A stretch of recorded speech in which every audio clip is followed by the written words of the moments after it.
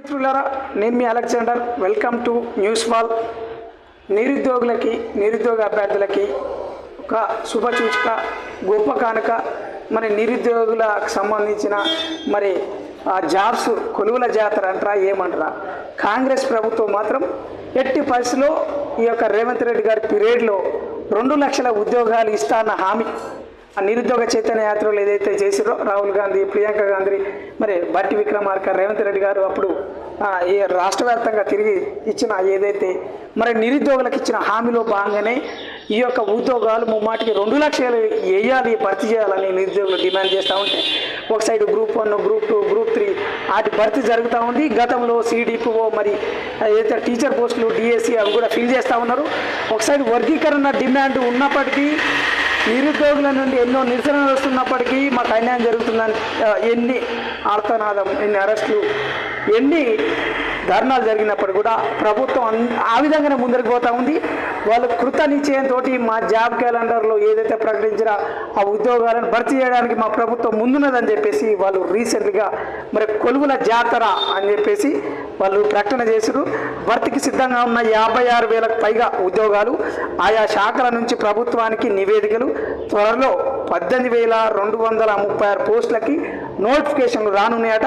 వివిధ శాఖల వారీగా ఇలా ఉండొచ్చు అని అంచనా. శాఖలలో పోలీస్ శాఖలో 12,150 ఉండొచ్చంట. మరి వైద్య శాఖలో 2,762 పోస్టులు ఉన్నాయంట. RTCలో మరి 3,038 పోస్టులు ఉన్నాయంట. గురుకులాల్లో మరి జైలు కావచ్చు, లేదంటే టీచర్ పోస్టులు, దాంట్లో స్కూల్ అసిస్టెంట్ స్థాయి పోస్టులు కూడా ఉన్నాయి. ఆ గురుకులాల్లో మరి 2,850 పోస్టులు ఉన్నాయంట. ఇంజనీరింగ్ విభాగంలో మరి సివిల్ కావచ్చు, దానికి సంబంధించిన మరి సివిల్ కాకుండా ఈ కాంట్రాక్ట్ ఏదైతే పెద్ద బిల్డింగ్లు లేకుంటే ప్రాజెక్ట్స్ కడతారో సివిల్ ఇంజనీరింగ్ పోస్టులు కాక మరి సాఫ్ట్వేర్ రిలేటెడ్ ఉన్నాయా, లేకుంటే సింగరేణి పోస్టులు ఉన్నాయా, వాటికి సంబంధించి కూడా 2,510 పోస్టులు ఉన్నాయి. వ్యవసాయ శాఖలో 148 పోస్టులు ఉన్నాయి. మరి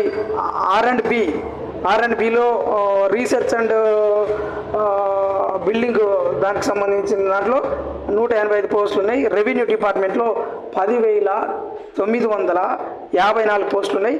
మహిళా శిశు సంక్షేమ శాఖలో 14,236 పోస్టులు ఉన్నాయి. అయితే ఇలా పలు ఇతర శాఖలలో గ్రూప్ 1 పోస్టులు ఉండే ఛాన్స్ కూడా ఉన్నదంట. మొత్తానికైతే ఇచ్చిన దాంట్లో ఎక్కువ మొత్తంలో అయితే అంగన్వాడీ టీచర్స్కి సంబంధించిన దాంట్లో అంగన్వాడీ హెల్పర్స్ ఎవరైతే ఉంటారో ఆయా అలాంటి అసిస్టెంట్స్కి సంబంధించిన పోస్టులు అవి ఎక్కువ ఉన్నాయి. 14,236 పోస్టులు ఉన్నాయి. ఆ తర్వాత పోలీస్ శాఖలో 12,150 పోస్టులు ఉన్నాయి. ఏదేమైనప్పటికీ ఇప్పుడు కూడా ఒకవేళ వేకెన్సీ ఉంటే గ్రూప్ 1, గ్రూప్ 2, గ్రూప్ 3 వాటిలలో ఉండే వేకెన్సీ కూడా ఉంటే ఒకవేళ భర్తీ చేస్తామని చెప్పేసి ఈ యొక్క DGPSCకి అనుబంధంగా వాళ్ళ దగ్గరలో ఉండే ఏదైతే ఇచ్చిన సమాచారం ఆంధ్రజ్యోతి న్యూస్ పేపర్లో వచ్చిన వార్తలో సమాచారం ఇది. మరి దీంట్లో మరి సుమారు 56,000 ఉద్యోగాలు మళ్ళీ భర్తీ చేస్తామని చెప్పేసి రేవంత్ రెడ్డి ప్రభుత్వం ఘంటాపథంగా చెప్తా ఉంది.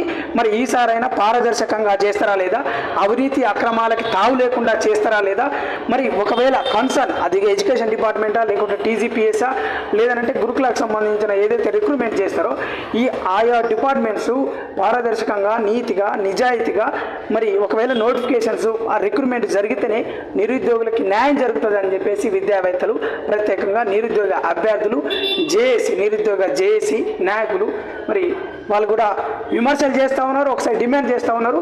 చిత్తశుద్ధిని ప్రభుత్వం నిరూపించుకుంటుందా లేదా అనేది కూడా వేచి చూడాలి.